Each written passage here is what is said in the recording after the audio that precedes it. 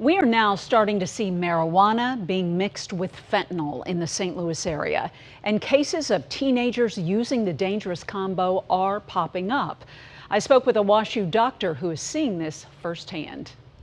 Now that recreational marijuana for those 21 years and older is legal in Missouri, a new problem is coming to light. Marijuana laced with fentanyl. Dr. Michael Wenzinger, a staff psychiatrist at Washington University and a medical doctor, doesn't want to alarm people about this, but says parents need to have it on their radar. In my clinical practice and among some of my peers, we're seeing more kids reporting they thought they were just smoking marijuana when drug screens showed fentanyl, and they would have toxicological or medical side effects consistent with that. Dr. Wenzinger tells me the marijuana-fentanyl mixture is very recent, and it will be interesting to see what happens as the year goes on. Overall, marijuana use among teens is up. When it comes to teenage use of any substance, their use tends to go up when public perception of risk goes down. So it's not a surprise that we're seeing way more marijuana use. The latest data shows 30% of 12th graders are or have used marijuana.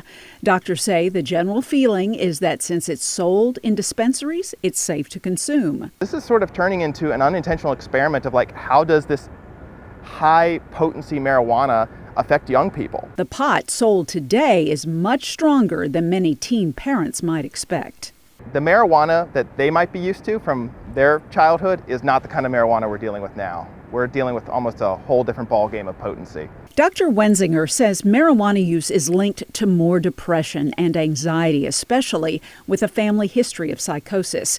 It worsens psychiatric conditions, impacts IQ, and is considered a gateway drug. So how do parents of teenagers navigate this new normal of legalized marijuana? Come at them curious, I really want to know what you like about it.